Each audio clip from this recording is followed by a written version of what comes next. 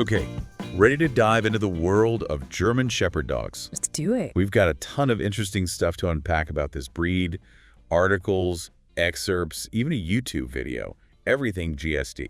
It's going to be fascinating to look at how this breed came to be, because we're not talking about some happy accident. This breed was deliberately designed. Right. And it all started with this guy, Max von Stephanitz, back in the late 1800s. A cavalry captain from Germany, no less. He wanted to create the ultimate working dog, a herder with brains, brawn, the whole package. Sounds like he had high standards. He did. He wanted to perfect what he saw in the German herding dogs of the time. He focused on intelligence, strength, agility, creating a blueprint for a dog that could handle, well, pretty much anything. He was serious, founding the Verein für Deutsche Schäferhunde, You tried to slip that one past me. the original German Shepherd Club. And they created a really detailed breed standard. Not just about looks, though. Von Stephanitz knew a pretty face wasn't enough. A dog had to have the brains to back it up. Temperament and working ability, that's what he emphasized. One article I read mentioned that psychologist Stanley Coren actually ranked their intelligence as being on par with human toddlers. Imagine the possibilities and the challenges. Yeah. That intelligence combined with how much they want to please, it makes them so trainable. So they're easy to train. You give them an inch, they take a mile, they excel in obedience, Schutzhund, which is that protection sport, and they make amazing service dogs. But just like those toddlers, they need consistent guidance and an outlet for all that brain power. It makes sense. Speaking of history, how did they go from herding sheep to working with the military and police? Now that's a story of adaptability. As industrialization started to make traditional herding less necessary, von Stephanitz saw an opportunity. He sounds like he was quite the visionary. Absolutely. He realized that their discipline, courage, and obedience would make them perfect for police and military work.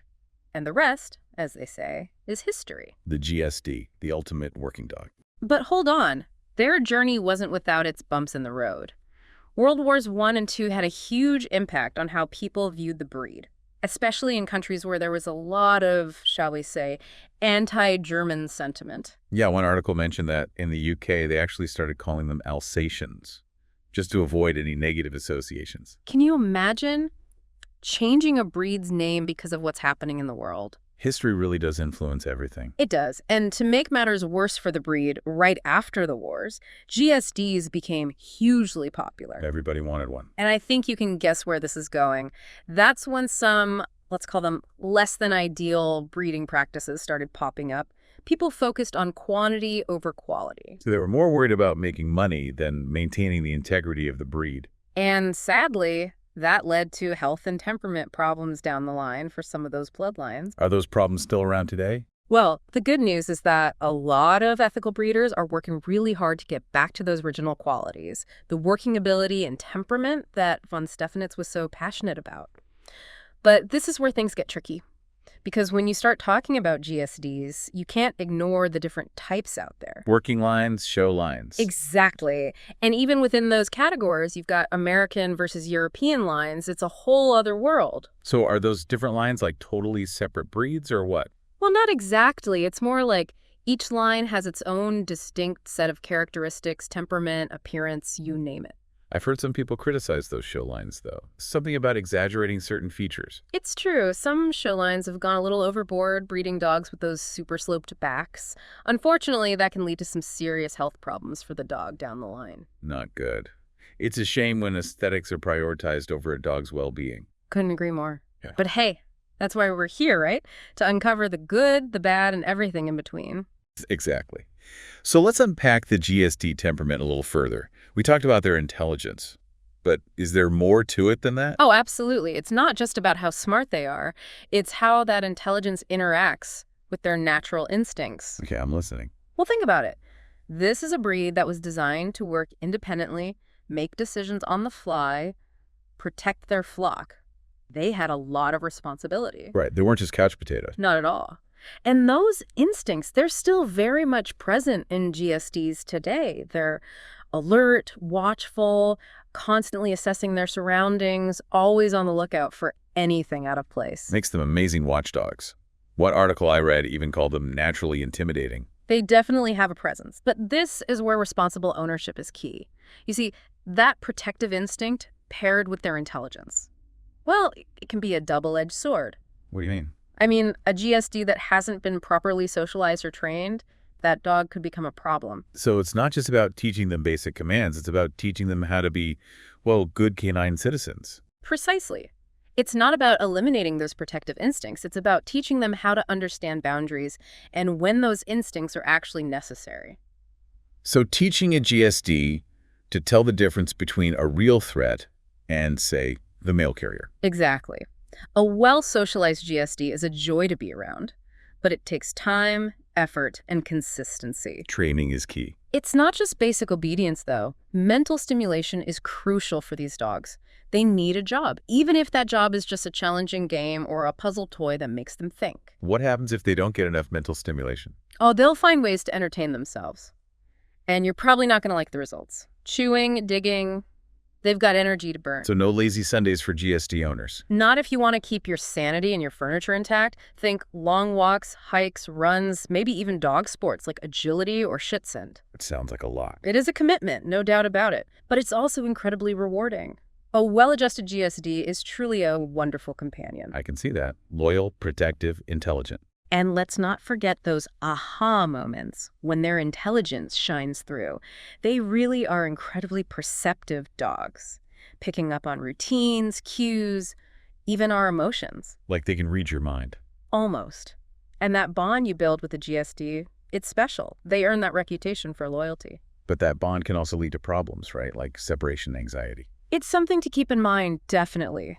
Because they're so tuned into their families, being alone for long stretches can be really hard on them. So that's something potential GSD owners should think about. Yeah. Can they provide the right environment for a dog that thrives on being close to its humans? Absolutely. It's all about finding the right match.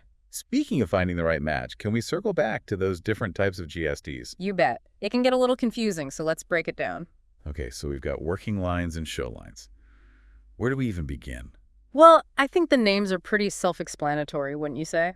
Working lines are bred for, well, working, right? You got it. Those are the dogs you'll see in police and military roles, search and rescue, and other jobs that require a very specific skill set. And they have the energy to match, I'm guessing? Absolutely. High energy levels, a strong prey drive, and more pronounced protective instincts. They need a job, a purpose. Otherwise, that energy is going to find its own outlet, and it might not be one you appreciate. And show lines are for show. You got it.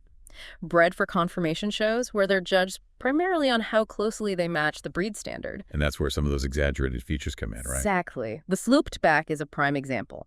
But it's important to remember that not every show line GSD is going to have those exaggerated features. So not all show lines are created equal. Makes sense. And the same goes for working lines. You'll find variation within both categories.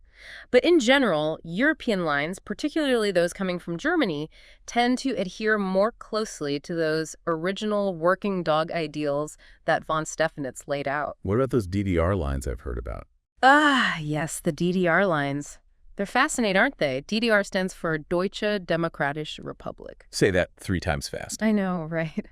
It's German for German Democratic Republic, or as most people knew it, East Germany. So these dogs were bred in East Germany. That's right. During the Cold War, they were used for guarding and border patrol. And they had a reputation for being, shall we say, intense? Intense in what way? Intense drive, unwavering focus, incredibly strong protective instincts.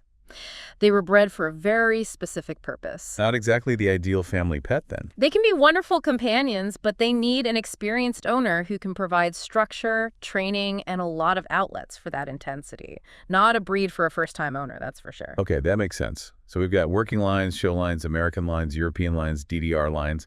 Yeah. It seems like a lot to keep track of. How does someone even begin to navigate all these variations? It can feel overwhelming.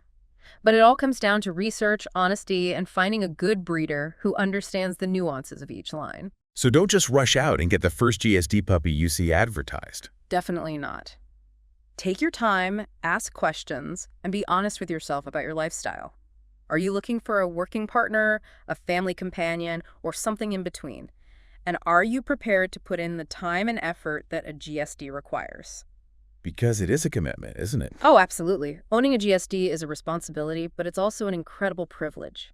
When you find that perfect match, it's a truly rewarding experience. So as we delve further in the world of German Shepherd dogs, I'm curious about something. We've talked about their herding instincts, their transition to working dogs. But I wonder how those original herding instincts, the ones von Stephanitz was so focused on, how do they show up in the modern GSD? Especially those who may have never even seen a sheep in their life. That's a great question. It just goes to show how deeply ingrained those instincts can be, even in dogs that have never set foot on a farm. So even a GSD raised in a city apartment might still exhibit those herding tendencies. Absolutely. You might see it in subtle ways. They might try to herd their family members, especially children, by gently nudging them or circling them. I've totally seen that. My friend's GSD constantly tries to keep her kids from wandering too far. It's adorable, but also, a little bit bossy. Well, you have to remember, herding dogs are naturally inclined to be independent thinkers. They were bred to anticipate and control the movements of their flock. That makes sense. So even without a flock of sheep, that instinct to herd can manifest as a desire to control their environment, even if it's just the human family. Exactly. And this is where training and redirection come in handy. You can channel that herding instinct into fun games, like fetch or agility, to provide them with an outlet for those impulses. Or maybe even teach them to herd actual sheep. You know, there are actually herding instinct tests and trials for dogs of all breeds. It's a great way for a GSD to tap into those innate abilities and get some mental and physical exercise. Wow, that's incredible. It's like a direct link to their past. Even if their everyday lives are completely different from those herding fields, it makes you appreciate those instincts in a whole new way. It really does. It's a good reminder that despite all the variations in breeding lines and trends, at their core, GSDs are still herding dogs. They are wired to work, to protect, to problem solve. It's in their DNA. So for those lucky enough to share their lives with a GSD, it's important to remember that you're not just getting a pet. You're getting a partner, a descendant of those remarkable herding dogs that captivated von Stephanitz all those years ago. And with that legacy comes the responsibility to provide them with the care, training, and stimulation they need to thrive. It's a partnership built on understanding and respect for their unique history.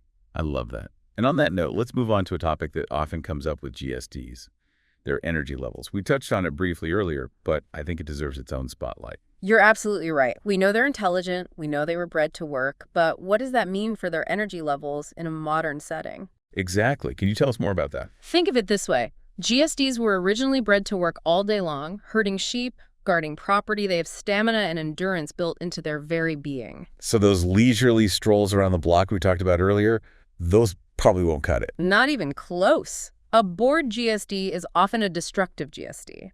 We're talking chewed furniture, dug up gardens, maybe even a few escape attempts for good measure. That sounds intense. It can be, but it's not about the dog being bad. It's about them needing an outlet for all that energy and drive. Remember, a tired GSD is a happy GSD. Okay, so for our listeners out there who are thinking challenge accepted, what kind of activities are we talking about to keep a GSD happy? The good news is there are tons of options. Long walks, hikes, runs, swimming, anything that gets them moving and thinking. And those dog sports we mentioned earlier, like agility and schutzen, those can be great outlets, right? Absolutely. Agility is fantastic for their physical and mental agility, requiring them to navigate obstacles and follow commands. And Schutzhund, while not for everyone, can be an excellent option for GSDs with a strong work drive, as it combines obedience, tracking, and protection work. It sounds like finding the right activity for your GSD's personality and energy level is key. It is. And it might take some experimentation. You might find that your GSD thrives in agility but isn't interested in fetch. Or maybe they excel at tracking but prefer a good game of frisbee in the park. It's about finding what makes your dog tick. Right? Exactly. And being open to trying new things. Now, aside from physical exercise, mental stimulation is just as important, if not more so. Remember those toddler-level smarts we talked about? How could I forget? Well, those smarts need an outlet, too. Puzzle toys, interactive games, even training sessions can provide that much-needed mental workout. So it's not just about tiring them out physically, it's about engaging their minds as well. Precisely. And it can be as simple as hiding treats around the house, teaching them new tricks, or even having them work for their meals with puzzle feeders. It sounds like owning a GSD is a commitment to keeping both their bodies and their minds active and engaged. You got it. And for the right person or family, it's an incredibly rewarding experience. Well said. Speaking of rewarding experiences, let's talk about the incredible bond that GSDs form with their humans. They are renowned for their loyalty, But what drives that deep connection? It's a combination of factors, really. Their history as working dogs plays a role, as they were bred to work closely with their handlers, forming strong bonds based on trust and mutual respect. So it's in their blood, so to speak. In a way, yes, but it goes beyond just their genetics. GSDs are intelligent and sensitive dogs, and they thrive on having a purpose, a job to do, even if that job is simply being a beloved family companion. So they crave that connection, that sense of purpose.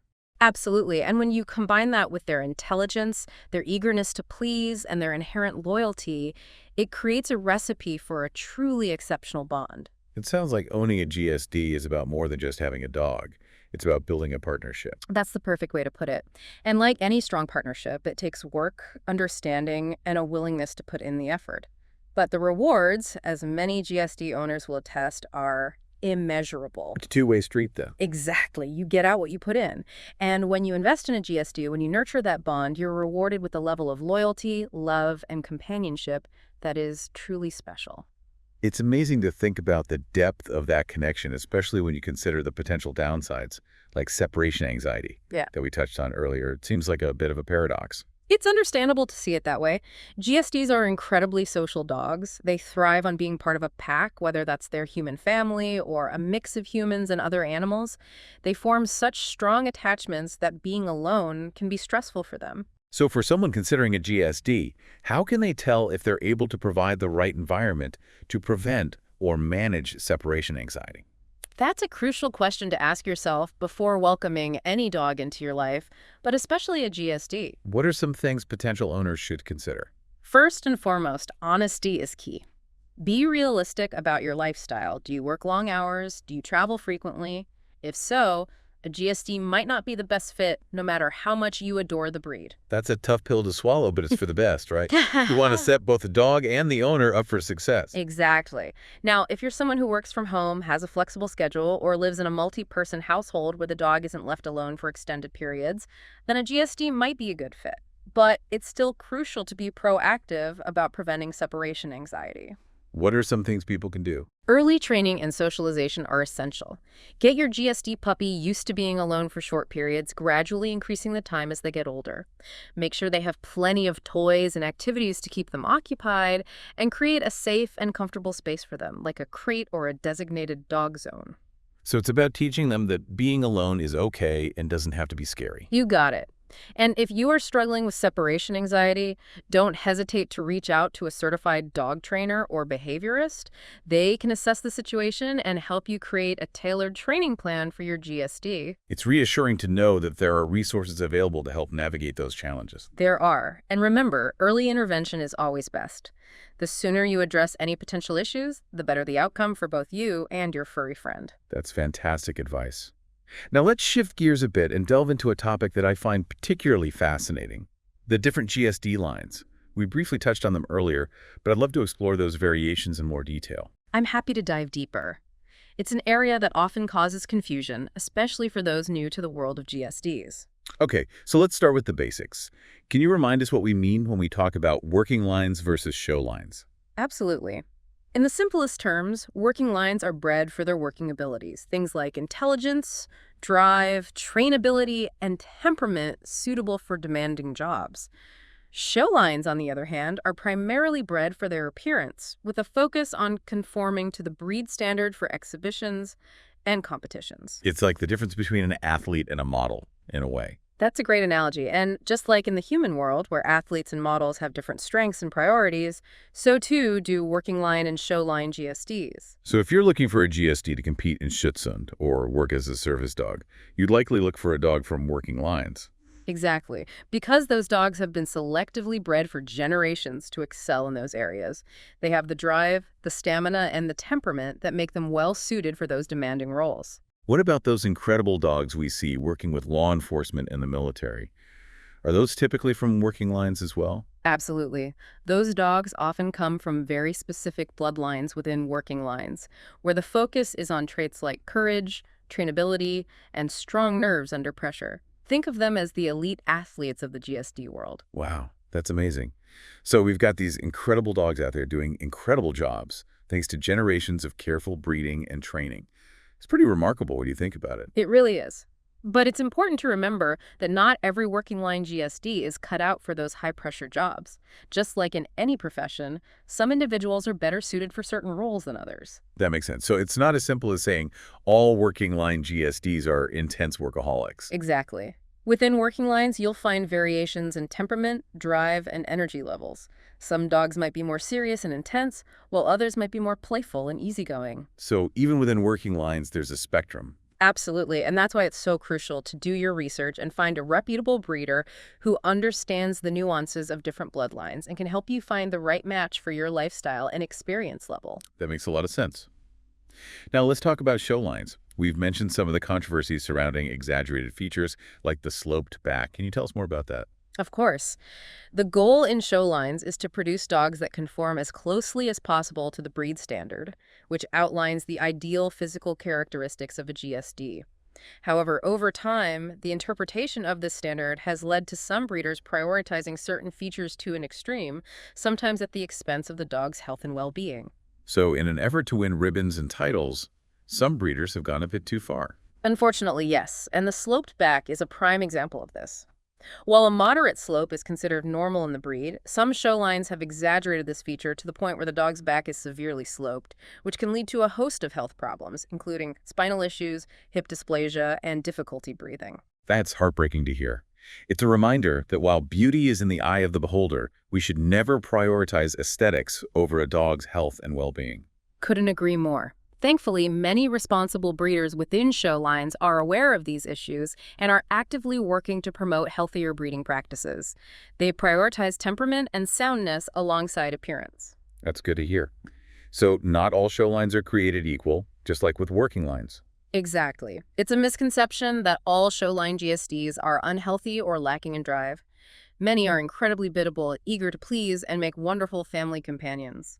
So if you're considering a GSD from show lines, it's crucial to do your research, just like with working lines. Absolutely. Look for breeders who prioritize health testing, who are transparent about their breeding practices, and who are committed to producing well-rounded dogs both in terms of temperament and physical soundness. That makes sense.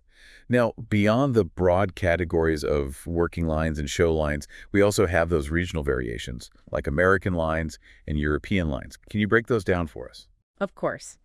These regional variations typically stem from different breeding philosophies and historical influences. American lines, for instance, tend to be bred for a slightly different look than their European counterparts. I've heard they're often a bit larger and heavier. That's a common observation, and it goes back to those differing breeding lines. American show lines, in particular, have favored a larger, more imposing look. What about temperament? Are there any noticeable differences between American and European lines? There can be subtle variations. European lines, particularly those originating from Germany, often adhere more closely to the original working dog temperament, which tends to be more serious, driven, and demanding of mental and physical stimulation. And American lines? American lines, while still intelligent and capable working dogs, may exhibit a slightly softer temperament, being a bit more laid back and adaptable to family life. However, it's important to note that these are broad generalizations and individual dogs will always vary. Of course. So it's about understanding the tendencies of different lines, but also recognizing that each dog is an individual. Precisely.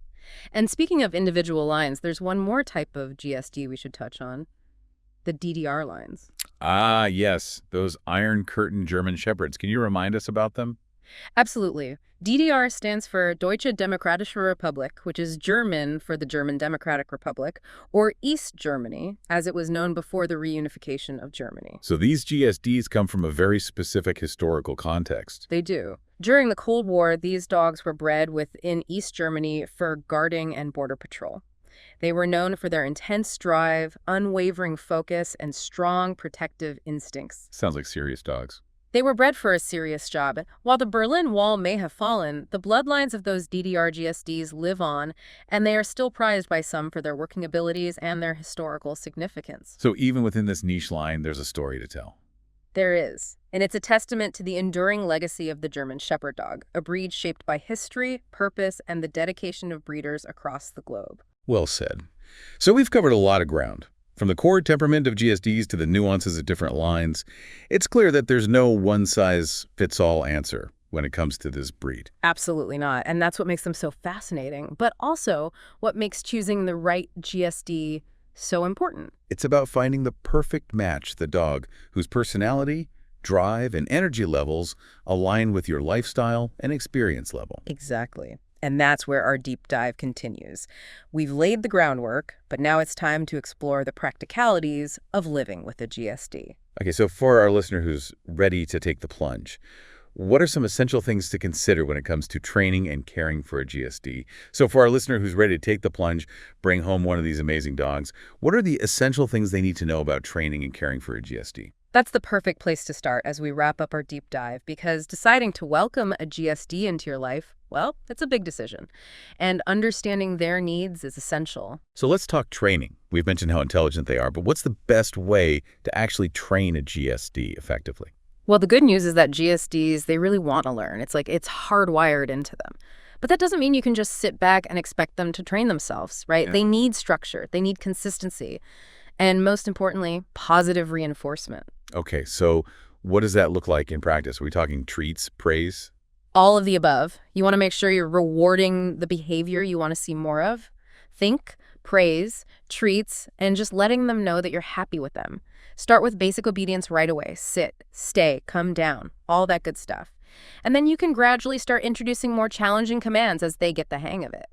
And we can't forget socialization. We've talked about that a bit already, but how important is it in those early days, weeks, months of having a GSD puppy? It's absolutely crucial. I can't emphasize that enough. Early and ongoing socialization, it's essential for any dog, honestly, but especially for a GSD, a breed that is as intelligent and potentially as protective as they are. So what does good socialization look like for a GSD puppy? You want to expose them to a wide range of people, dogs, and environments, and you want to do it early on. Take them to puppy classes, to the park, go for walks in different neighborhoods. And remember, the key here is to make these new experiences positive. We're talking lots of praise, lots of treats if they're food motivated. Absolutely.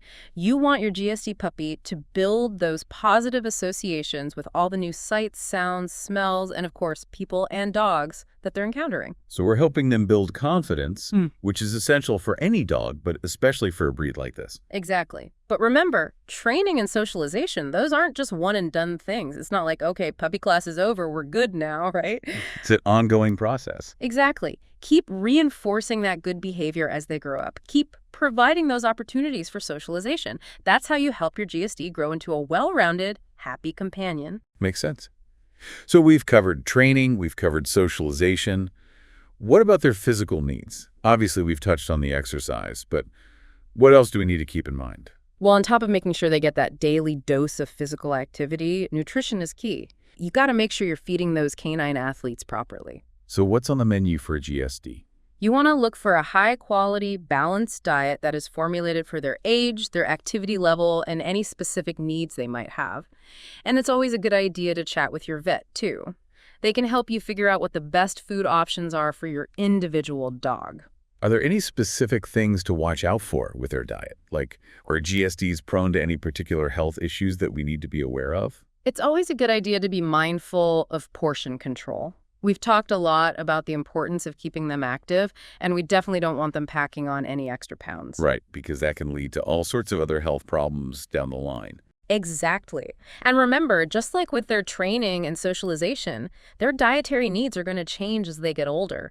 What works for a playful puppy isn't going to be the same as what an adult dog needs, and senior GSDs. They might need a completely different diet altogether. So regular vet checkups are a must. Absolutely. It's all about being proactive and working with your vet to make sure your GSD is getting the best possible care throughout their life. That makes a lot of sense. And speaking of care, can we talk about grooming? GSDs have those beautiful, thick double coats. Don't they, though? They're gorgeous. But all that fur comes with a price, my friend. Regular maintenance. Okay, I'm all ears. Hit me with your best GSD grooming tips. Regular brushing is your best friend. At least a couple of times a week, you'll want to get in there with a good brush and prevent those mats and tangles from forming. And honestly, just be prepared to vacuum a lot. GSDs are notorious shedders. Oh, I bet. Are there any specific times of year when the shedding gets really bad? Oh yeah, spring and fall are the big shedding seasons, but honestly, they seem to shed a little bit all year round. So yeah, a good vacuum cleaner is a must-have for any GSD owner. Duly noted. And in terms of brushing, what kind of brush do you recommend? You'll want to get yourself a good quality slicker brush and an undercoat rake. Trust me, those two tools will be your saving grace. Awesome. So beyond the regular brushing and the copious amounts of vacuuming, do GSDs need to go to the groomer? It's not strictly necessary, but a lot of owners find it helpful, especially for those nail trims. Yeah, that can be a bit tricky with a larger breed like this. Exactly. And let's be real, those nails can get sharp, so if you're not comfortable trimming them yourself, a groomer can definitely help with that. But even if you do take care of most of the grooming yourself, remember, it's not just about keeping your GSD looking their best. It's a bonding experience. Exactly. It's a chance for you to connect with your dog, to check their skin and coat for any problems, and just to make sure everything is A-okay. It's a part of that whole head-to-tail care that goes into being a responsible dog owner, no matter what breed you have. 100%. And speaking of responsible dog ownership, I do want to emphasize one last point before we wrap things up here. Go for it.